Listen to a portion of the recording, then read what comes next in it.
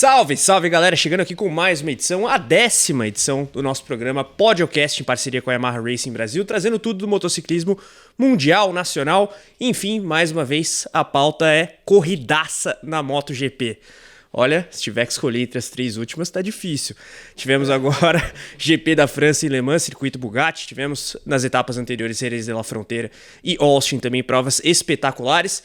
Tô aqui, Carlos Costa, na companhia mais uma vez de Guilherme Longo, Felipe Mota, apresentador dos canais ESPN, e Fausto Macieira, comentarista de MotoGP dos canais ESPN. Fausto, seja muito bem-vindo. Vou dar a deixa pro seu BRAP inaugural aqui de hoje. E que corrida tivemos em Le Mans, hein? É isso, BRAP! Salve, rapaziada! Bom dia para vocês, boa tarde, boa noite.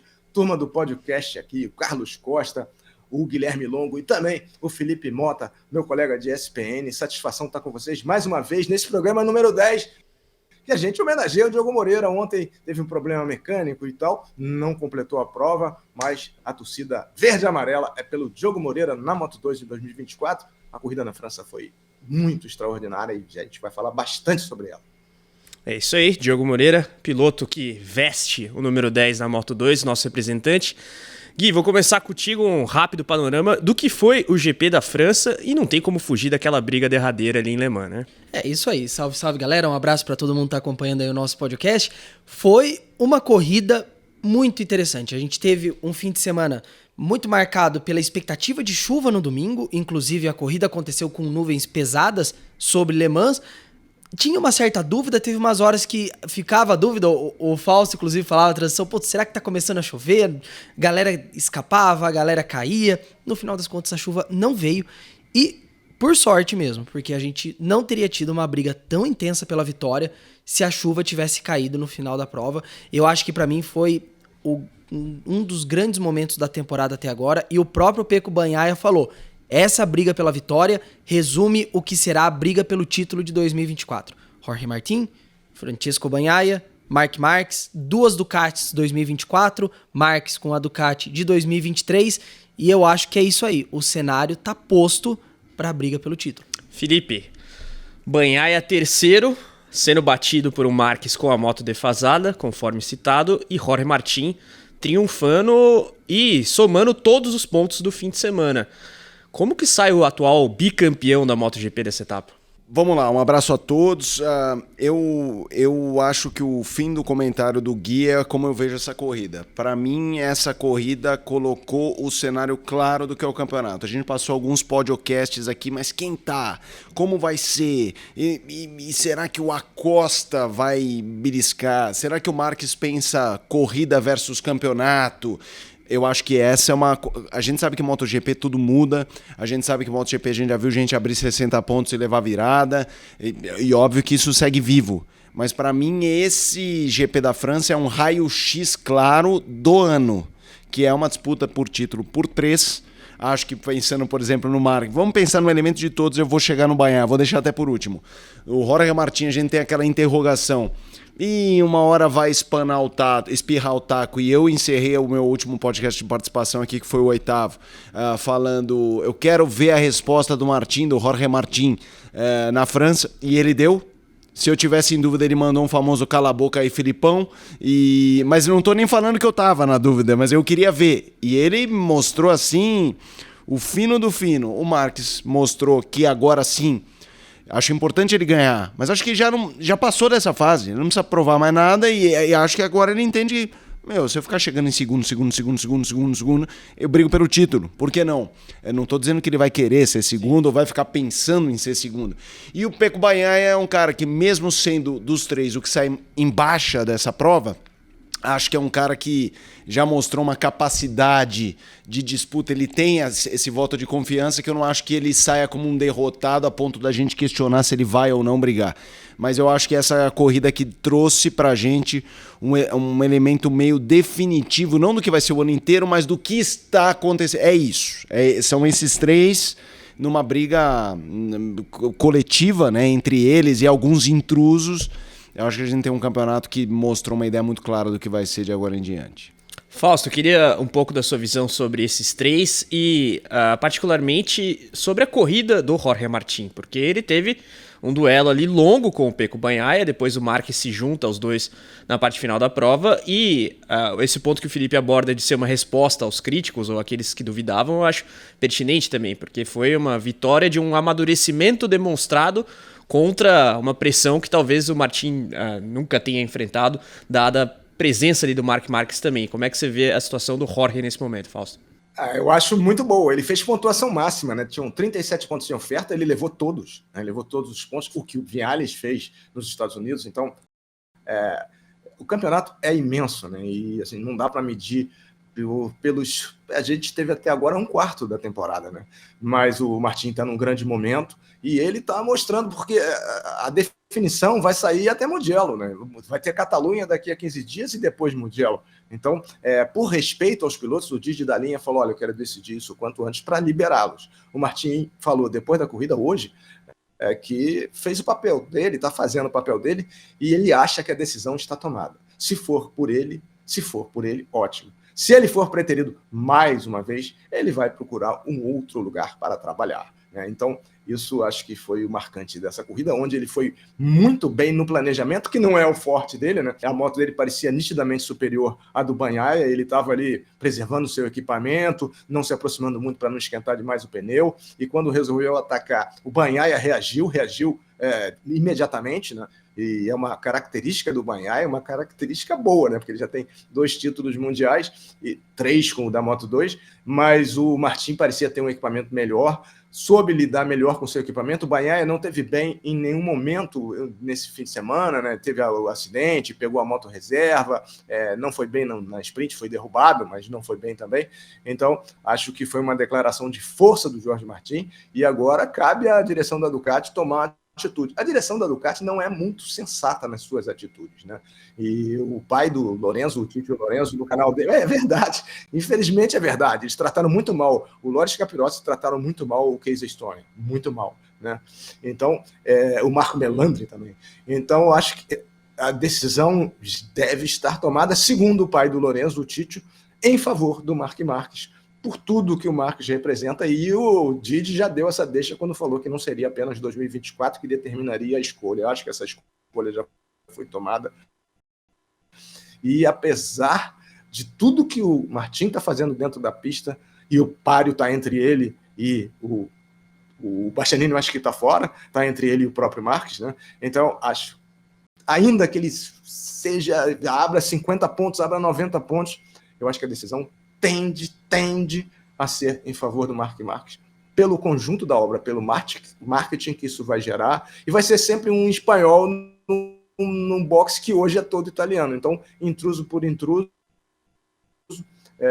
o Marques tem essa aura de remanescente de um período muito glorioso da MotoGP, e isso atrai um interesse maior do que atrai o Martin, mas eu acho que dentro da pista quem merece é o Jorge Martin. Eu tô com o Falso nessa. O Martin mesmo deu 2 declarações nesse fim de semana que pra mim são bem distoantes entre si. Ele, no começo do fim de semana, fala: eu entendo se a Ducati escolheu o Marques porque seria um marketing monstruoso. Ele fala, que ele usa em inglês, né, o marketing beast. E aí no domingo ele fala que eu não tenho mais nada a provar pra Ducati. Dá pra entender que tem um certo desafio nessa fala dele, tipo, eu já mostrei tudo que eu tenho que mostrar. Eu já deveria ter pego essa vaga no final de 2022, no final de 2023, e estamos aqui de novo. E eu acho que é isso que o Fausto falou, tipo, tá tudo encaminhando para essa vaga ficar com o Marques, e o Bastianini, que vem agora de 2 finais de semana consecutivos mais apagados, apesar do Bastianini ainda estar bem no campeonato, tá em quarto, empatado com o Marques, os dois com 89 pontos. Foi quarto no GP também, importante. Exato, mas são 2 finais de semana em que ele não se destaca, que ele não tá aparecendo nas disputas, então eu acho que o Bastianini perdeu muita força.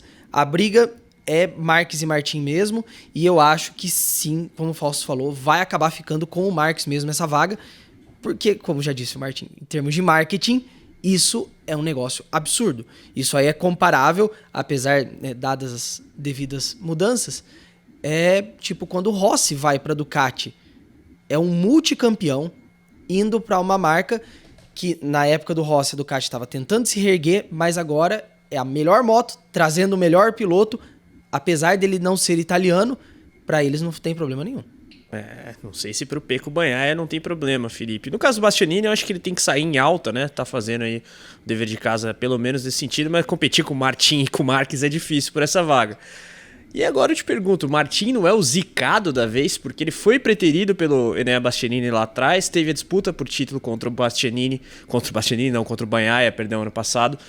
Se fosse campeão, dizia-se que iria para a vaga do Bastianini. E agora surge o Marc Marques da Ducati num campeonato que ele e Martin lideram. Isso até vou jogar aqui uma ideia que eu tenho e queria até ouvir o Fausto, porque a gente fora do ar estava até fazendo algumas comparações de Fórmula 1 com MotoGP. E vamos lá, quando a gente pega o caso, e eu sei que tem muito fã de Fórmula 1 que quando eu cito outros esportes, e como eu gosto de trabalhar com outros esportes, eu acho que existem vários cross de ideia, de mentalidade. Então se você cita o LeBron James para falar algo sobre longevidade de atleta, para comparar ao Alonso, o torcedor da Fórmula 1 fala, para que você está falando de NBA? Ou porque... Enfim, e eu sei que trazer Fórmula 1 para cá vai ter gente que vai falar, tire os carros de cá, mas eu acho que esse cross é importante. Por que eu tô falando isso? Porque a Red Bull na Fórmula 1 tem um super carro, e eu entendo um super carro ter um super piloto com Verstappen, e não interessa se o segundo é o Pérez ou se é o qualquer outro, e eu entendo uma equipe não querer dor de cabeça interna, já que o jogo já está na mão dela, ela ganha construtores e ela ganha pilotos. Agora a gente tá vendo a Ducati com motos em equipes diferentes e eles já estão se jantando na pista. O que eu quero dizer? Eu entendo que isso no mesmo guarda-chuva, Fausto, no mesmo box, você ter o Bagnaia e o Marques, ou o Bagnaia e o Martin, no mesmo box, isso gera reuniões, eventos, tudo muito casado entre dois caras que podem se jantar. Só que na pista eles já estão se jantando, só não estão 100% no mesmo box. Eu acho diferente. Eu entendo a Red Bull optar pelo Pérez, mas eu não acho que isso deveria ser o que a Ducati decida pelo Bastianini, entendeu? Porque na pista já estão ali, já tem Ducati no jogo, entendeu? Não é que um é Honda, o outro é Yamaha, ou é Aprilia, KTM. Não. Todos ali são Ducati, se a moto é mais velha e tal. Então eu não acho que gerenciamento de crise de personalidades tenha um peso tão grande quanto na Fórmula 1. Acho que é aquela coisa, o C na mão já está ativado. Isso. Os caras já estão em posição do Velho Oeste, eles já estão 3, 2, 1, eles já puxaram a arma e já tá um apontando pro outro, entendeu, Fausto? Então eu entendo o debate, eu acho que a questão é tentar basear numa justiça, numa escolha, numa justiça. A Ducati não vai ficar pensando em ser justo com os caras. É pensar em quem eles acham que tem que ocupar essa moto, mas eu não entendo a restrição, exato, eu não entendo a restrição ao que cada um vai fazer contra o outro, ser um problema, um limitador da sua escolha como gestor da equipe, uma vez que eles em garagens, em marcas diferentes, dentro de uma mesma corporação, já estão se comendo. O risco deles baterem já existe onde eles estão, entendeu? E já vai ser um problema. Quando eles batem e caem, já é um problema. Sendo no mesmo bloco, vai continuar sendo um problema. Então eu não entendo isso. E eu queria te ouvir, Fausto, com a sua experiência. Por que essa coisa do segunda moto da Ducati principal, ela é tão sensível nesse gerenciamento de personalidades, Fausto? Bom, Felipe, eu acho que essa batalha na pista tem uma meta. A batalha da pista que a gente viu entre o Marques e o Bagnaia tem uma meta clara, é o Marques bater o bicampeão do mundo com uma moto oficial, ele com uma moto... Eu vou evitar de falar a moto velha, porque ontem eu recebi umas mensagens, tá desvalorizando a moto não é velha, é a moto campeã, mas assim, é a moto campeã, mas é a moto do ano passado. Nós estávamos conversando antes de o programa começar, e assim, na Fórmula 1, pelo que eu entendi, não tem isso. Você não pode andar com um carro do ano passado numa outra equipe. Você pega o carro... Então eu vou evitar de falar velha, porque não é nova. Então eu vou falar usada. Tá? Igual você comprar um carro novo ou você comprar um carro usado. Pô, é um protótipo usado por outro piloto. Né? Provavelmente já teve alguns acidentes, né? Ainda que você troque o chassi e tal, é um veículo usado, é um veículo de alto desempenho, ou seja, quanto melhor for o seu veículo, quanto mais atual ele for, melhor para você. E na moto ou no carro usado, num carro de competição, você não tem as atualizações de uma equipe de fábrica. Então, essa luta encarniçada entre eles, especialmente os 3 pretendentes, é para quê? É para ter o melhor equipamento em 2025, já que quem tem o melhor equipamento dos 3 pretendentes em 2024?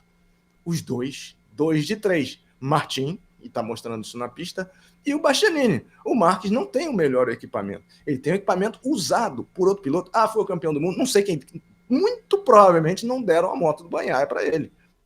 Deram uma moto lá do Zarco que estava saindo da equipe. É o que se fala nos bastidores.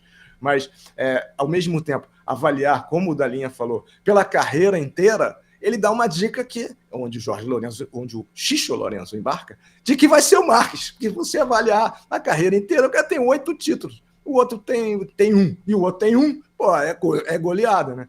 Mas eu acho que qualquer que seja o piloto que vá para lá, tanto o Martin, quanto especialmente os espanhóis, vai ter um climão dentro da garagem, que foi o climão quando o Rossi bateu perna nesse episódio da Ducati, que não queria o Lorenzo lá, eles tinham que priorizar entre ele e o Lorenzo, e priorizaram o Lorenzo porque era mais novo, ele saiu para a Ducati, deu tudo errado, e ele voltou aceitando ser segundo piloto, e voltou, e foi recebido, e foi aceito pela equipe, pelo marketing. O Rossi voltou para a equipe em 2013, depois de 2 anos que ele mesmo chama de horríveis na Ducati, pelo marketing. E ele é muito esperto, né?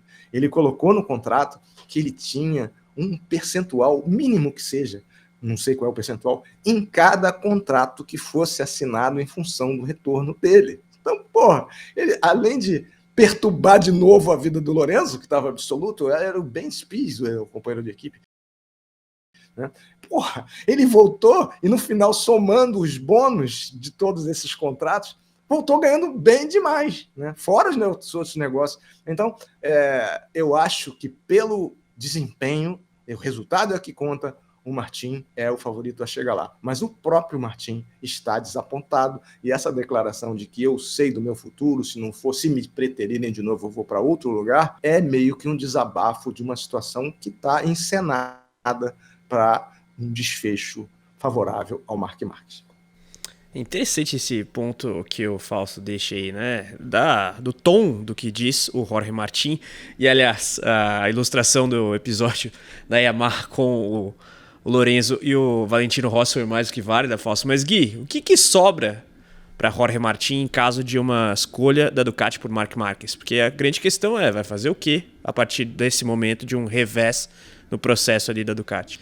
Eu acho que para o Martin resta um caminho único, que seria a Aprilia.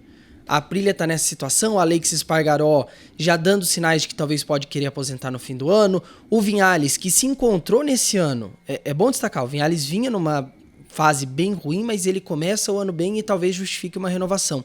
Mas eu acho que na Aprilia a tendência é abrir uma vaga, e aí quem acaba se dando mal nessa seria o Miguel Oliveira, por exemplo, que seria um candidato, mas tendo um Martin, vice-campeão mundial, o cara que vai lutar pelo título de novo, flutuando no mercado, aí a Aprilia com certeza vai pra cima, do mesmo jeito que foi pra cima do Quartararo, mas o Quartararo acabou renovando com a Yamaha. Pra não ficar dúvida, o Miguel Oliveira se daria mal porque ele não seria promovido à equipe de fábrica. Isso, exatamente. Hoje o Oliveira corre na Trackhouse, né, que é a equipe satélite. Por mais que ele use uma moto do ano, ele merecia, né, uma promoção para a equipe de fábrica. Só que com o Martin solto no mercado, sem dúvidas a Aprilia vai correr atrás do Martin. E para mim é a decisão correta. Tem que ir atrás dele. E é que o Viñales começa o ano bem, né? Mas se o Viñales estivesse na mesma toada do ano passado, seria questão de mandar os dois embora e aí trazer Martin e Oliveira. Mas com o Viñales desse jeito, eu acho que até o momento justifica uma renovação. Felipe, eu queria discutir contigo um aspecto interessante, né? A gente olha aqui a classificação do campeonato, 129 pontos para o Jorge Martin, 91 Bagnaia, Marques e Bastianini 89. É uma situação confortável, Fausto bem pontuou, tem muito campeonato pela frente, mas a gente está, não vou dizer na iminência, mas não estamos distante da possibilidade de um campeão consagrado, em caso de uma confirmação de título por parte do Martin, ser defenestrado, digamos, da marca mais dominante da MotoGP no momento. O que nos remete a alguns ganchos com a própria Fórmula 1, mas você é o cara que sabe analisar muito bem essa questão psicológica do esportista. Seria muito estranho. É uma história curiosa, né? Porque imagina o cara ganha e fica parecendo que ele não só tá abaixo do Bagnaia, como abaixo do Marques, por tudo que é e tudo que tá fazendo. Só que ao mesmo tempo se coloca na posição de quem manda toda essa organização do kart, incluindo todas as equipes dentro da MotoGP. O cara pode falar, porque eu fui campeão, como é que não me puxam para algo melhor? E a resposta pode ser, e você teve algo ruim? Porque se você ganhou é porque você também tá com um bom equipamento. Então assim, eu entendo que tem esse debate, é o que o Fausto tá falando. A moto do Marques, por exemplo, é usada. Ele é um monstro, mas é uma moto usada que permite um monstro estar na frente. Então, é uma relação muito diferente, né? Porque é isso, o Jorge Martin pode chegar e falar assim, quer saber? Como é que vocês não me promovem? Como é que eu não vou, porque o Bastianini não fez... Porque o que eu acho interessante na classificação que você trouxe é, o Bastianini, em nenhuma edição do nosso podcast mereceu um grande destaque, porque ele não estava ali... arrancando suspiros, mas ele na classificação tá fazendo o que provavelmente se espera do Bastianini, entendeu? Ele tá colado no Bagnaia e tá pegado no Marques, entendeu? Talvez fosse o caso desses dois estarem um pouco mais pra frente. E ele sem ter os lampejos geniais nessa corrida mesmo. Ele tava lá na dele, quinto, foi pra quarto e legal. E somou mais pontos e tá ali. Enquanto os outros não, show, espetáculo, a gente levanta do sofá. Mas voltando à questão do Jorge Martin, vai ser um problema, é uma verdade inconveniente, né? Se o cara ganha, decidem colocar as fichas no Bagnaia como já colocaram, e acho que de forma merecida, ele já se provou muito, e se decidirem pelo Marques, tudo bem, 8 títulos, tudo bem, um animal com uma moto usada... Mas se o outro é campeão, se o Martin for campeão, fica um desfecho estranho. Mas ao mesmo tempo que é um desfecho estranho, eu me coloco no lugar do chefe, do presida. Se ele abre a porta, como vocês me escolheram? Meu, tá ruim. Tá ruim, porque, por exemplo, quando o Gui fala, eu acho que a opção, você falou da Aprilia, não foi? Legal. Hoje, você acha legal? Hoje ele tá andando melhor onde ele tá. Então, assim... Você dá também uma bucha pro outro ter que tomar uma decisão. Tá ruim, você ganhou com essa moto, amigão. Então, assim, e andou bem nos anos anteriores também com essa moto, e quando não tava lá na frente é porque também fez besteira a ele. Então é difícil, cara. A gente olha de fora, o nosso papel é muito fácil. É um papel de esfregue as mãos e se divirta, entendeu? Mas lá, todos ali tem muitas escolhas com prós e contras e de difícil resposta, na minha opinião. É que tem uma questão, até pra galera a questão aqui... da Pramac ficar ou não na Ducati também, né? Tem Sim, isso. Mas a questão do futuro do Martin envolve uma realidade que a galera que tá assistindo a gente aqui, principalmente que tá começando a entender o mundo da moto, tem que entender uma questão que é diferente do que a gente tem na Fórmula 1. Na MotoGP, independente da situação da equipe, você estar numa equipe de fábrica tem um peso a mais. Por isso que, por exemplo, o Luca Marini estava tranquilo ano passado com uma Ducati, arrisca para ir para a vaga do Marques. Ele vai para uma Honda que está no fundo do grid. A mesma coisa, a situação que vive hoje a Yamaha, com a renovação do Quartararo. Todo mundo fala assim, não, a Yamaha não está bem, o Quartararo vai renovar. Não vai renovar. Ele vai e assina por mais 2 anos. Por quê? Porque estar numa equipe de fábrica tem peso. Você... Inclusive de orçamento para dar a volta por cima. Exato, e você tá desenvolvendo a moto ao redor das suas características. O salário, que pesa... Salário. E grana também, né? Isso. Mas a questão do desenvolvimento da moto também tem um peso ali, porque está sendo construída a moto ao redor de você. No caso do Martin na Pramac, ele tá pegando uma moto que é desenvolvida pelo principal rival dele, pelo Bagnaia. E ele tá numa equipe satélite, onde ele não tem prioridade de atualizações ao longo do ano. Então... aos poucos essas coisas começam a pesar também, porque você sente que você tá tirando o máximo de uma situação que não te é favorável. Então, ir pra Aprilia vai ter uma perda de rendimento? Vai, mas ele vai falar pelo menos, eu tô fazendo a moto do jeito que eu quero pra chegar lá de novo. Não, eu acho que tem uma coisa que é assim, se o cara ganha, é que a decisão vai ser antes. Eles vão ter que tomar a decisão antes de alguém sabidamente ganhar. Mas se ele ganha, ele sabe que ele tá atrás da fila do Bagnaia e atrás da fila de quem quer que seja esse segundo piloto, caso não seja ele. E você ganhando é uma situação que acho que qualquer um piloto é um cara que tem que ter uma personalidade um pouco narcisista, assim, egocêntrica. Imagine você não sendo egocêntrico, você define para qualquer pessoa, você chega, né, você tá rindo, né, Fausto? Vamos lá, você chega para um monge budista e fala assim, ó, tem um cara que foi campeão com uma moto e que não é a principal, tinha um outro que tava na principal, abriu uma vaga na outra, escolheram outro. Aí o monge budista vai falar, os caras estão de sacanagem com ele. Não tem como ele não virar algo que ele internamente não se ache sacaneado, desprestigiado. E daí dá pra entender, meter uma banana e né, fazer assim e seguir a vida. Turma. Exato, exatamente. Pela terceira vez. Será pela... Tem essa questão, né? Porque já foi 2022, era uma briga do Martin contra o Bastianini. Em relação à Aprilia, tá? Eu acho que a Aprilia não tem grana para contratar o Martin. E nem quer. Porque eu acho que o Viñales, ontem, ele falou assim, eu andei no limite que a moto podia andar. Ele, quando chegou na curva 1, na chicane, não desengatou o dispositivo de largada, ele seguiu reto. O Martin passou o Bagnaia na curva 1 e 2, largou muito bem, e o Bagnaia repassou ele na 4. Na saída da chicane. E o Viñales seguiu reto por um problema mecânico. Mais um problema mecânico. Então a moto não está no mesmo nível da Ducati, inclusive das 23, porque é uma moto não tão confiável.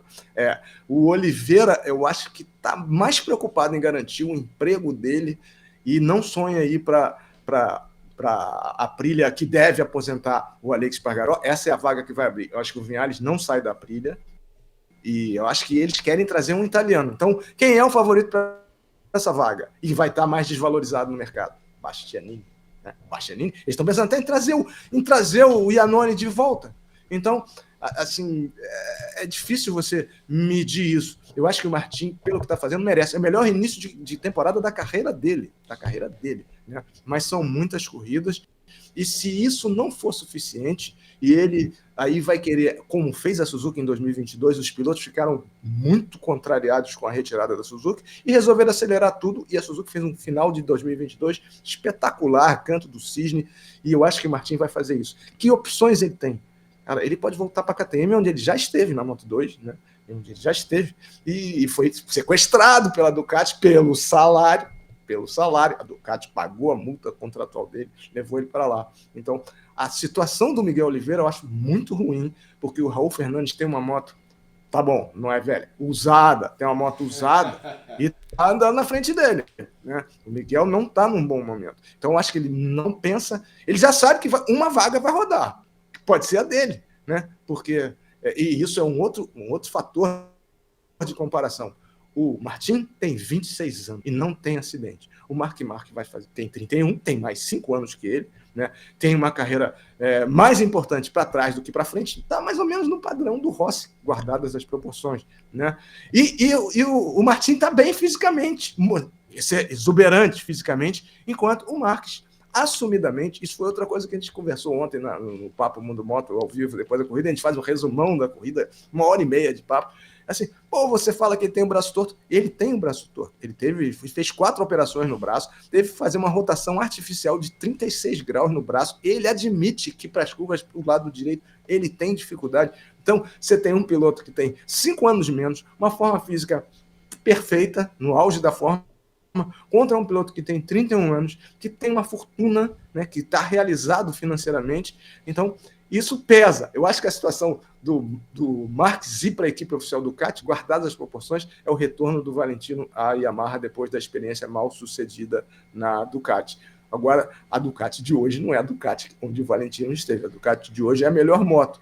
E todo piloto quer ter o quê? A melhor moto. Agora, acho que o Bastianini está ficando fora, está ficando para trás nessa corrida, porque ele tem que dar um pau no Bagnaia, ele tem que andar junto do Bagnaia. E dentro da pista, ele está ali perto do Bagnaia, está empatado com o Marques, mas ele precisa fazer mais do que isso se quiser permanecer. Por simpatia, eles gostariam de manter o Bastianini. Só que se ele não mostrar resultado, e resultado é agora, ele não vai ficar. Vamos fazer o seguinte, tá tudo muito bonito, tá tudo muito legal, mas, o Fausto, o Carlos Costa, que apresenta aqui o programa, ele fica sempre nesse papel de distribuir o jogo, não se compromete. Quero jogar aqui um tema na mesa, pegando esse gancho de Martin e Marques, começando com o Carlos, para ele colocar a mão na massa. Piloto do dia na corrida da França, foi o Martin ou foi o Marques para você? Marc Marques, pela moto e pela posição de grid em especial. Eu acho bacana, mas eu também acho que ele surfa nessa onda de que tá todo mundo com o coração amolecido em ver Marc Marques andando ali na frente. Eu vou com Martin, que foi... como disse, eu vou usar um adjetivo do Fausto, que é exuberante. Ele falando sobre a forma física dele, o cara dominou o fim de semana inteiro, depois de uma corrida difícil, deu a resposta, calou a boca de meio mundo. Meu voto é Jorge Martin. Eu fico com o usado Marc Marques contra o novo Jorge Martin. Seus vendidos! Pra mim é o Marques. Independente, assim, o Martin teve um bom fim de semana, mas o Marques foi o piloto da etapa. Um quali ruim, e nas duas provas ele consegue de 13º para segundo. Fanbase, é a fanbase dele. E aí, Fausto? Cara, assim, acho que eu vou me alinhar ao Guilherme Longo, tá? Por quê?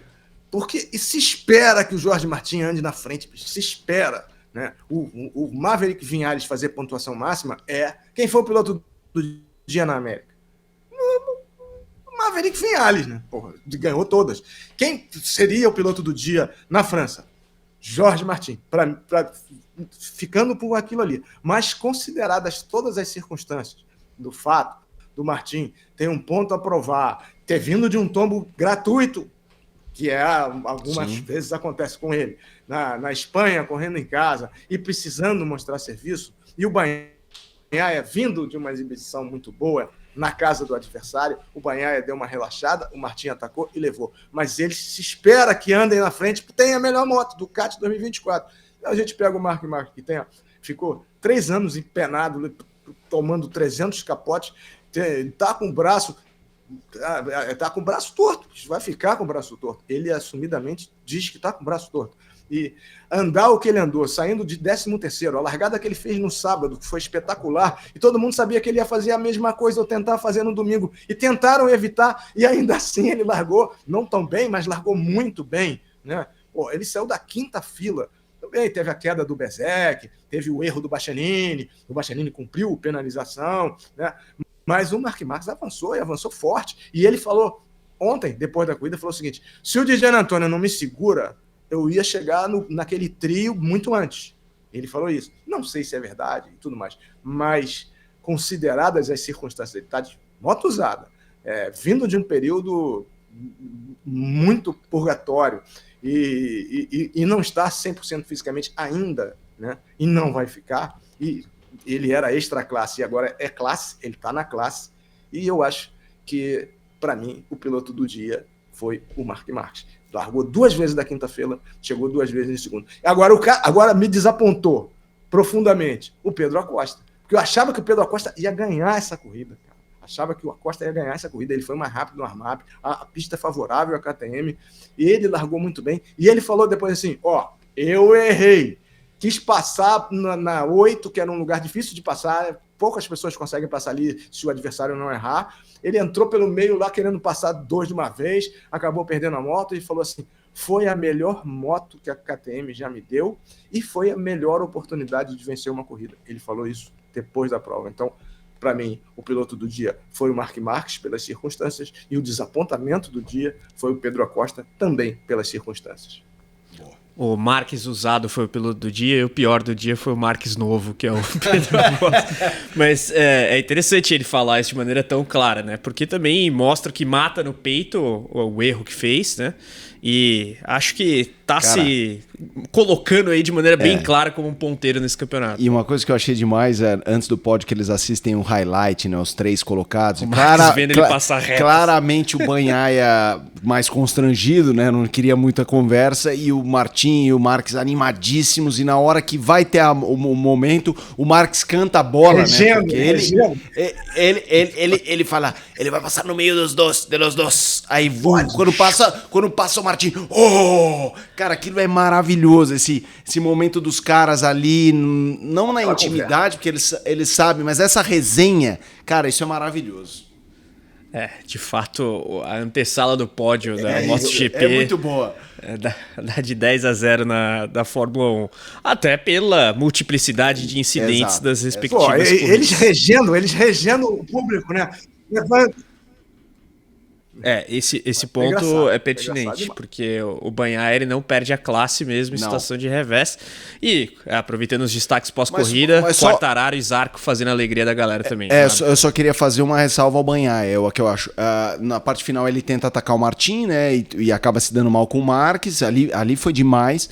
Mas ao mesmo tempo, a gente viu esses dois já baterem e caírem, e foi um podcast que eu tava fora, né? Eu tava de férias, mas ouvi vocês votando meio quem acertou, quem errou. Aí na última etapa eles se tocam e só não deu merda por pouco. Ao mesmo tempo, então assim, acho que é um fim de semana de saldo ruim pra ele. Mas eu achei que ele foi bem de aceitar a derrota ali. Porque ele tenta dar o troco, ele podia ter dado o troco. Se os dois caem ali, acaba o campeonato. Então, assim, não é que acaba o campeonato, mas fica ruim, hein? Então, assim, ele aceitar o golpe e falar, perdi, eu achei que ele foi bem. Depois de uma queda, de uma quase queda, acho que era importante ter nem chegar perto de uma queda. Então, assim, não tô falando que foi legal, tá? Não tô falando, levanta a cabeça, uau, piloto do dia Bagnaia, pela prudência. Não. Mas eu achei que ele foi bem. Eu achei que ali dava margem. Se os dois caem ali... Mas era muito complicador o campeonato. Então isso também me fez pensar dele já entender, não posso deixar esse cara embora. O Martin, no caso. Então assim, perdi, tomei, levo essa pra casa, mas vamos pra próxima. Já tinha caído na véspera, viu o adversário abrir 12 pontos. Ele tinha caído na véspera, a diferença estava em 17, né? Ele viu o adversário fazer 12 pontos, ele fazer 0. Ele pensou e havia precedentes dele e o Marques fazerem 0, que você citou agora. Então ele falou assim, vou garantir 16, né? Vou ceder mais 9. Mas já cedi 12 ontem, vou minimizar o prejuízo. E os grandes campeões a gente conhece em várias modalidades, minimizando o prejuízo no momento adverso. E ele fez isso mais uma vez e sabe do horizonte do campeonato enorme ainda pela frente. O saldo literal no sábado já tinha ficado pelo ralo, mas não tivemos apenas, se é que dá para chamar de apenas, MotoGP na França e Le Mans neste fim de semana, né, Gui? Moto 2, Moto 3 e Moto E também. É isso aí, vamos lá então trazer os resultados rapidinho, porque tivemos inclusive mudanças importantes no campeonato. Na Moto 2, vitória de Sérgio Garcia, que assume a liderança. Joe Roberts, que chegou em Le Mans à frente, foi só o 4º colocado, então o Garcia tem agora 89 pontos contra 82 do americano, e o Diogo Moreira, o Fausto já tinha comentado, né, não teve uma boa corrida, oficialmente classificado na 26ª posição, passando agora para Moto 3, vitória sul-americana, David Alonso, colombiano, foi o primeiro colocado, com Daniel Olgado, líder do campeonato, na 2ª posição. Então, o Olgado tem agora 94 pontos contra 93 do Alonso, disputa apertadíssima.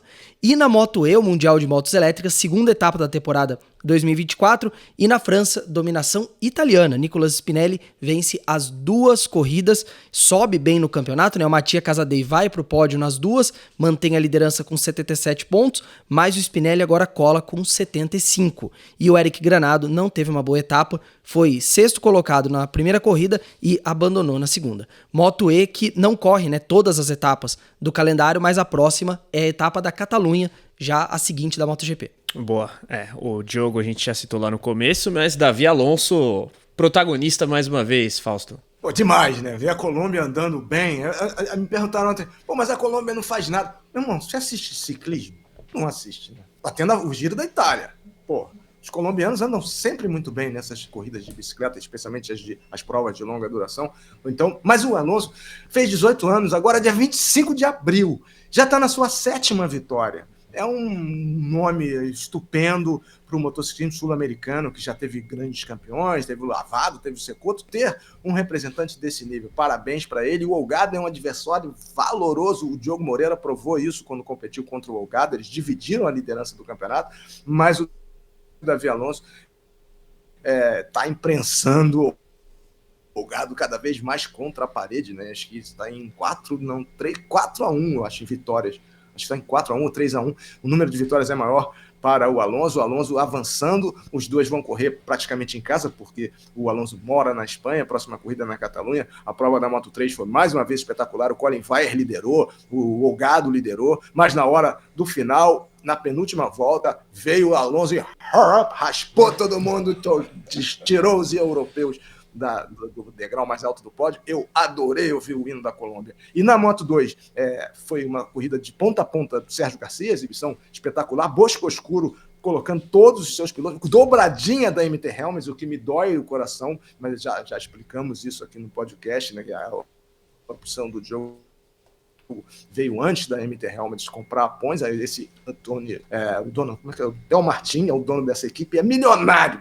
O Del Martin é bilhardário, tem carro de Fórmula 1 em casa e gosta de moto. É tipo o Mark van der Straten lá na marca VDS. Então, a dobradinha Ogura atrás do Sérgio Garcia e o Alonso Lopes colocando 3 Bosco Oscuros no pódio à frente do Joe Roberts, que perdeu a liderança, mas o Joe Roberts não vai perder o bonde para a MotoGP no ano que vem. E na Moto E, cara, o Spinelli, eu esqueci, não, é tanta coisa para falar, só aqui a gente conversando, você já vê quantos assuntos surgem, né? Pô, o Spinelli reinou. E esqueci de falar, falei na hora, na época, mas na transmissão acho que eu não falei. Pô, ele saiu, pegou a moto do Petrucci, saiu de lá, foi no Mundial do Superbike e ganhou uma etapa, ganhou uma corrida. Porra, nunca tinha andado na moto, pegou a moto na sexta-feira, o Petrucci, que caiu no motocross, estava hospitalizado, um tombo sério, deve ter ruído as unhas todas, porque pegou a moto dele e ganhou. Então ele foi muito bem no Mundial do Superbike e voltou para a moto elétrica e ganhou as duas. Em Portugal ele ganhou a primeira e estava liderando a segunda quando caiu. Então é um talento espetacular o Nicolas Spinelli. Para o Eric Granado, infelizmente, mais uma vez, houve um contratempo. O Eric é muito veloz, mas não consegue fazer uma estratégia, não consegue há muito tempo. Ele continua sendo o piloto que mais venceu, que fez mais poles, que tem mais voltas mais rápidas nessa classe, onde ele está desde 2019. O Eric tem 27 anos e precisa dar um rumo melhor na sua carreira, porque essas divisões de campeonatos, você disputar vários campeonatos, você perde o foco. Mas o Spinelli não perdeu o foco. Pegou a moto, foi lá e ganhou na Holanda, né? Ele ganhou na Holanda. Pô, numa moto que ele nunca tinha pilotado. Parabéns para o Nicolas Spinelli. Força, Eric Granado. Força, Diogo Moreira. É isso aí. A gente vai continuar falando agora de um assunto que o Fausto particularmente gosta muito. Vamos falar de motocross. Tivemos 2 campeonatos importantes aí nesse fim de semana. Vamos começar com o MXGP, o Mundial de Motocross. Teve etapa da Galícia, 6ª etapa de 20 da temporada. Na classe principal MX, Jorge Prado domina, faz a pole, vence as 2 corridas e o geral da etapa, e com isso ele reassume a liderança do campeonato, 298 pontos para o espanhol da GasGas contra 296 do Team Geyser da Honda. Na MX2, Lucas Kenen da Bélgica vence, mas a liderança é do Kay De Wolf, com 292 pontos, e também tivemos mais uma etapa do Mundial Feminino de Motocross. A Lotte Van Drunen vence e assume a liderança do campeonato, 141 pontos contra 132 da Daniela Guillen. A Mundial de Motocross volta já nessa semana, França, etapa de Saint-Jean-d'Angely, e o Mundial Feminino pula uma etapa e volta na Alemanha no começo de junho. Enquanto isso, lá nos Estados Unidos, a grande final da AMA Supercross em Salt Lake City, na 450 SX, a classe principal, Chase Sexton vence a etapa, mas o título fica com o Jet Lawrence, confirmando aí o que a gente já tinha falado na etapa anterior, né? No podcast anterior. Na etapa anterior do podcast. E na 250 SX tem a divisão por regiões dos Estados Unidos. No oeste, RJ Hampshire campeão, e no leste, o francês Tom Vialle levando o título. Fausto, Não faltou emoção, seja na Galícia ou nos Estados Unidos, hein? Pois é, assim, só para fechar sobre o asfalto antes de passar para a terra, a gente tem que considerar que o Diogo Moreira é novato, tá?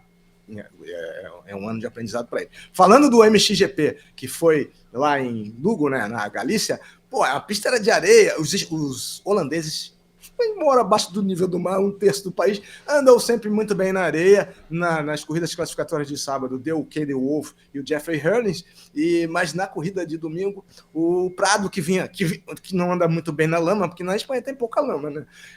Pô, ele reinou, né? Andou uma barbaridade. A pista era meio supercross, agora é tudo meio supercross, né? Tudo tem obstáculos que você emenda, não emenda, e eles emendavam, até a 250 emendavam um triplo lá, descomunal, perigoso, e o Jorge Prado deu uma sorte. Na primeira corrida ele sumiu. Na segunda corrida, ele e o Hellings, o partidor não caiu. É um partidor mecânico, né? O gate, né? O partidor. Não caiu, eles bateram naquele portão de metal, os dois. Aí, pô, na Espanha, se fosse em outros lugares, não sei se isso ia acontecer. Mas, pô, o cara é bicampeão mundial, é um tetracampeão mundial. Bandeira vermelha, nova largada, Prado sumiu, e o Geiser tentando chegar, tomou um capô. O Geiser aprontou todo, que o Geiser estava nervoso para tentar. E ele, esloveno também. O Geiser é pentacampeão mundial, é craque também. Saiu da pista, quase atropelou, a galera voltou, Parará tomou outro tombo, e com isso, um perfeito pro Jorge Prado. E a gente lembra do podcast anterior que o Prado, tu lembra, né? O Carlos Costa, tu lembra, Guilherme? Que, o Prado levou um pau, perdeu a liderança do campeonato. Bicho, isso aí é um ponto fora da curva. Quando ele voltar, ele vai voltar. E foi o que ele fez. Ganhou as duas, reassumiu a liderança do campeonato. E na 250, o normal. Ele ganhou uma etapa, ele ganhou uma hit, não ganhou na etapa, ele ganhou uma hit no AMA Supercross. Não tem preparação melhor e mais perigosa do que você fazer o AMA Supercross antes de fazer o Mundial. Você vai achar o Mundial fácil. Ele emendava tudo. Porque a experiência do AMA Supercross, ele emendava tudo. Na MX2 250, foi a primeira vitória do Lucas Kenny. O Thibaut Benistan da Yamaha estava liderando, tomou um capotaço na areia, bicho. Abre cada vala, é um terror. E a vitória do Kenny foi... do Kenny foi 4-1.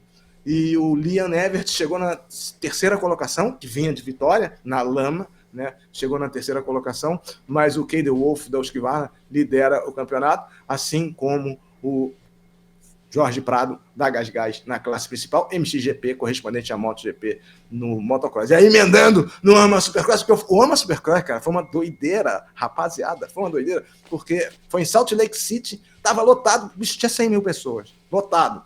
Mormon não foi pra igreja, foi pra pista, que, porra, era no Stadium. Aí, tava lotado, teve os treinos, blá, blá, blá. Aí, eu assisto, né, tudo. Acabou 1h da manhã, porque no meio do negócio apareceu um aviso de tempestade. Eu assisto num grupo, né, de 300 pessoas assistindo, e nego assim, porra, aí, cadê? Por que nego tá sempre? Meu irmão, vai chover. Vai chover, né? Vai chover. Aí daqui a pouco no telão, aviso de tempestade, evacuar o estádio, evacuar o campo de provas. Só que os americanos não estão acostumados com cataclisma, né? Ao contrário daqui. Aí vazou, eu falei, pô, não vai ter corrida, né? Aí atrasou, passou o trator, papapá. Aí mudou o vento, aí apareceu no telão, pode voltar. Voltou todo mundo, quer dizer, ninguém tinha saído do estádio, tinha ido para abrigos, porque essas situações lá no Utah são frequentes. Aí voltou todo mundo, o pau comeu. Essa etapa é muito maneira, não percam, cara, porque eles pegam a costa leste, fazem a corrida classificatória, a costa oeste faz outra, e na final junta as duas costas e seja o que Deus quiser, tipo Elite Motocross no brasileiro. Aí estava empatado o campeonato na costa oeste entre o Levi Kitchen, da Kawasaki, e o R.J. Hampshire, da Husqvarna. E o Kitchen venceu a classificatória, venceu a HIT, né, escolheu o melhor lugar do partidor para a final, com o Hampshire em segundo. Na leste, o Tom Vialli tinha uma vantagem grande sobre o Digan, mas o Digan venceu a classificatória, a corrida, a HIT, que escolhe a melhor posição do grid, e o Vialli estava tensão, durão, cara, bicampeão mundial de MX2, bicho, o cara com a experiência, tu vê a diferença do MX pro SX, né? Aí o Vialli estava durão, classificou, acho que em oitavo, classificou mal pra cacete, então teve uma escolha de gate pra final ruim, e o Digan jantou e ganhou, né? Ganhou a corrida, né? E o Hampshire fez pódio e venceu o campeonato, porque o Kitchen não largou bem. E o Tom Vialli, cara, ele podia chegar em 9º, ele chegou em 8º. Ele ganhou o campeonato por muito poucos pontos, né? Porque sentiu o peso da responsabilidade, né? O francês ganhar nos Estados Unidos e tal, foi muito legal essa final do Amman Supercross, que terminou de maneira magnífica.